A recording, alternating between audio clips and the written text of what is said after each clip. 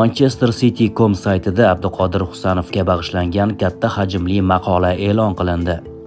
David Clayton muallifligidagi ushbu long-read materialda futbolchining bosib o'tgan yo'li haqida so'z boradi. E'tiboringizga ushbu maqolaning o'zbekchasini havola qilamiz.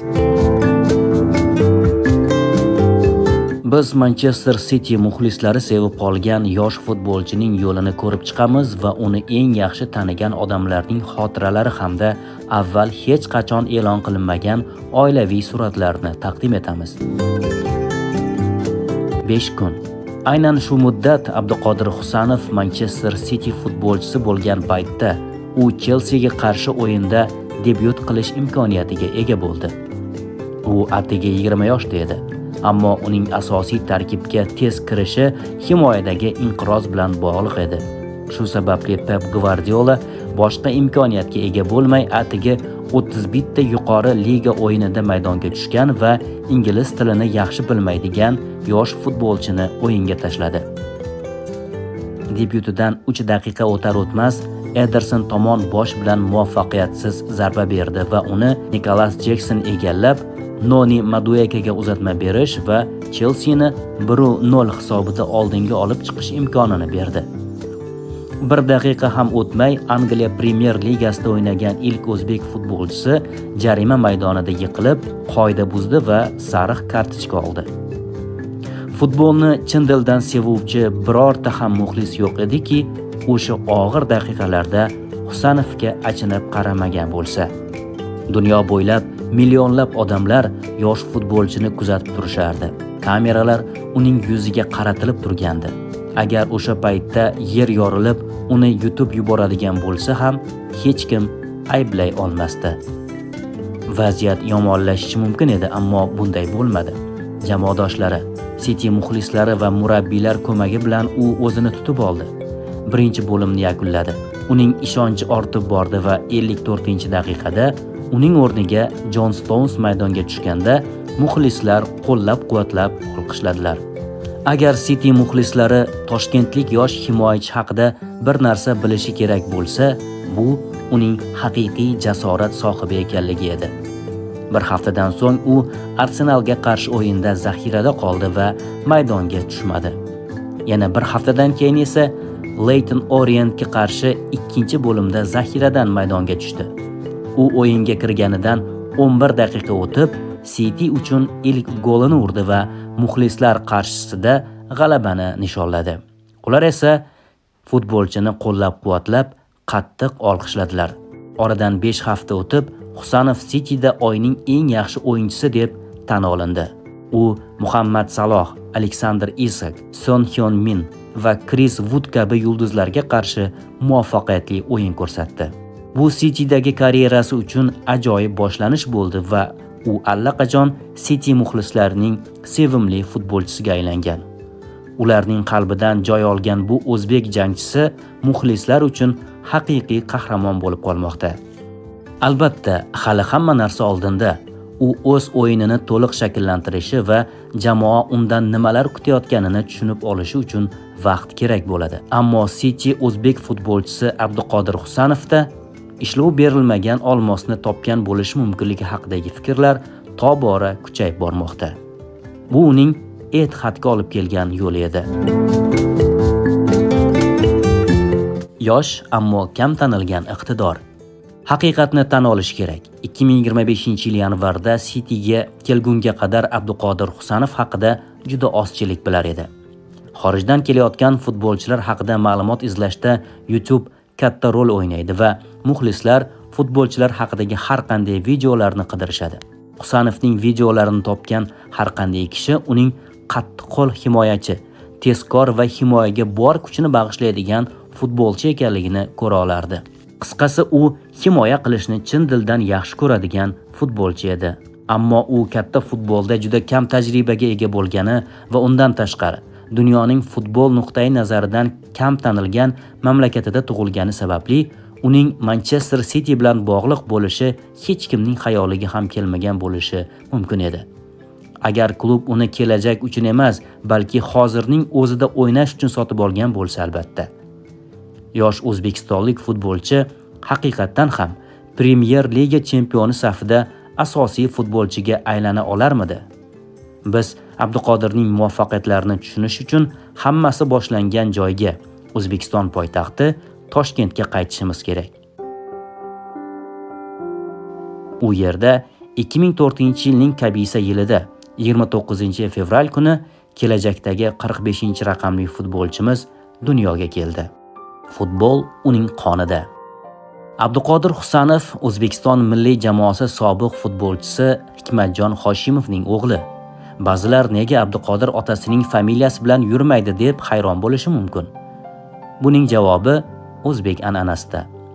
Otalar o'z farzandlariga bobolarining ismi asosida familiya berishlari mumkin. Abduqodirning bobosi Husan ismli kishi bo'lgan.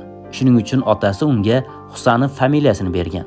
Bu an'ana hozirgacha O'zbekistonda keng tarqalgan. Abduqodir futboldagi ilk qadamlarini mamlakatning eng yaxshi akademiyalaridan biri hisoblangan Bunyodkorda boshladi. O'zbekiston tashqarisida Bunyodkor eng ko'p 2008-2010 yillarda Braziliya afsonasi Rivaldo shu klubda to'p surgani bilan mashhur.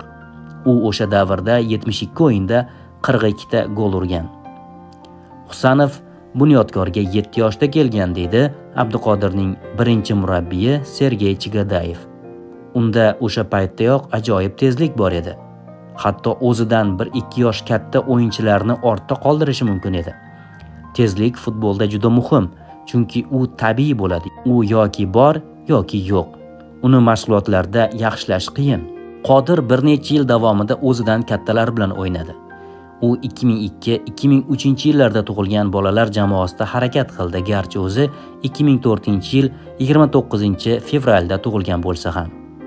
Chigadayevning ta'kidlashicha, bu Qodirning tezda chiniqishiga yordam bergan. U har doim jamoadagi eng yosh futbolchi bo'lgan, shuning uchun tanlovi ham ko'p bo'lmagan. Yosh shahzoda. Abduqodirda katta iste'dod borligi bolaligidayoq ko'ringan deb davom etadi Chigadayev.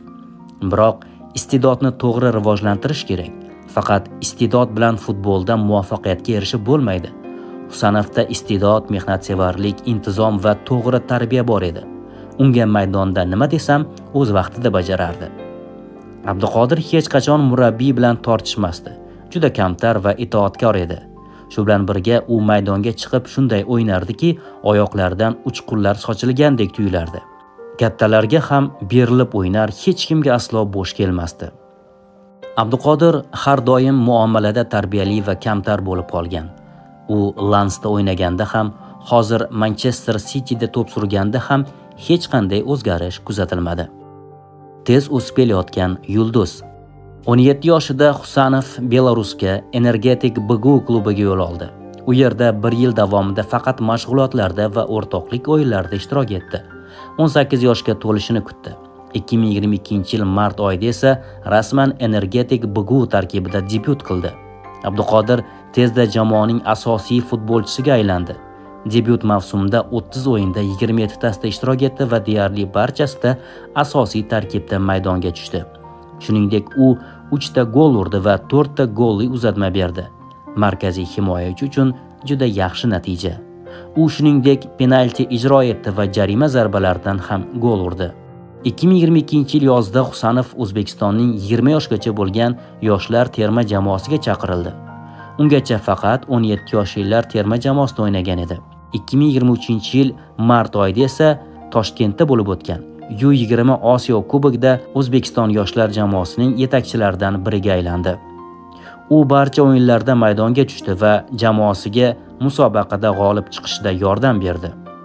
Buning e'tiborga molik jihati shundaki, musobaqa aynan uning ilk futbolchi sifatida shakllangan klubi Bunyodkor stadionida o'tkazildi. Oradan 2 oy o'tib, Husanov O'zbekiston U20 jamoasi bilan FIFA yoshlar o'rtasidagi jahon chempionatiga yo'l oldi. Har bir yuqori saviyadagi futbolchining karyerasida tasodifiy imkoniyatlar bo'ladi. Husanov ham bundan mustasno emas. FIFA U20 jahon chempionati avvalroq Indoneziyada o'tkazilishi kerak edi, biroq mezbon mamlakat musobaqani boykot qildi. Natijada chempionat Argentinaga ko'chirildi va O'zbekiston mezbonlar bilan bir guruhga tushdi. Yevropa skautlarini hayratga solgan yosh o'zbek himoyachisi. Yevropa klublarining skautlari musobaqa mezbonlari Maksimo Perroni, Valentin Carboni va Matias Suleni kuzatish uchun kelgan edi.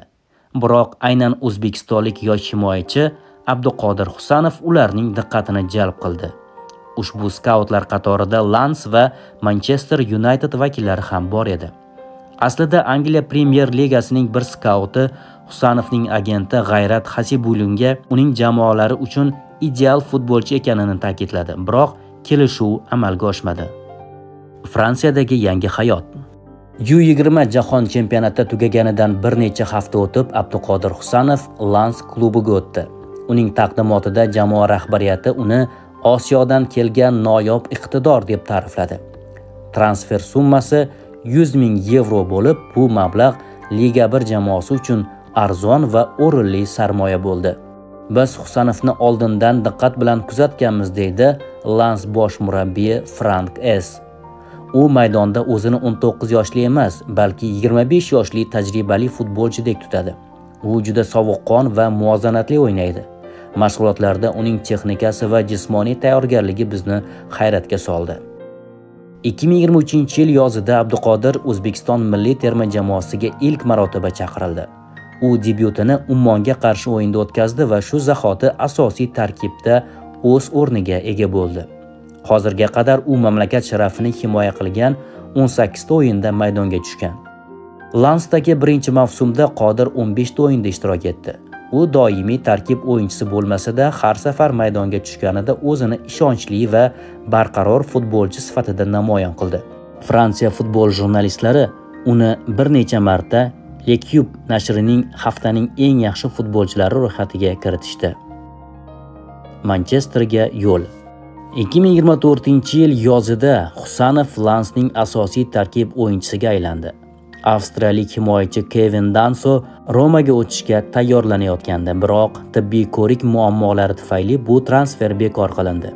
Natijada Danso jamoada qoldi, biroq u jarohati sabab o'ynay olmadi. Shu sababli bosh murabbiy Husanovga ishonch bildirdi va u bu imkoniyatni qo'ldan boy bermadi.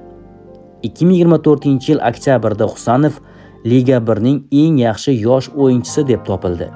2024-2025-yilgi mavsumning birinchi qismi yakuniga ko'ra, u Liga 1 mavsum ramziy terma jamoasiga kiritildi.